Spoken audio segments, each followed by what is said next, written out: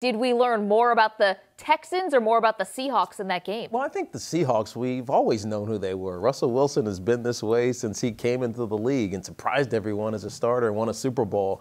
Their O-line stinks this year, but it doesn't matter. He still finds ways to get the ball downfield, and his receivers pick him up. Even though we don't know them, they're not going to make Pro Bowls, so to speak, but they always pick him up and come up with huge catches.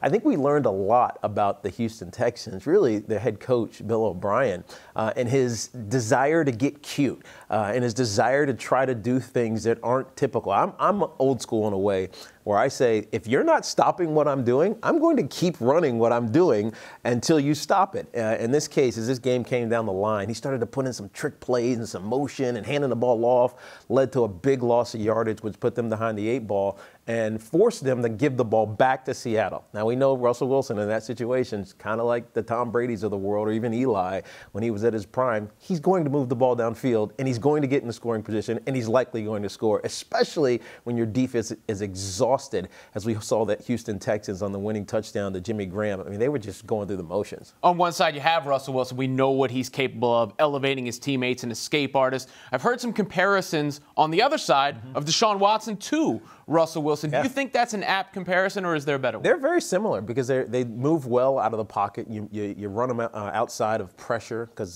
sometimes their line gives way, and you allow him to make plays, whether it's with his legs, which we saw one time running down the, I think it was right sideline.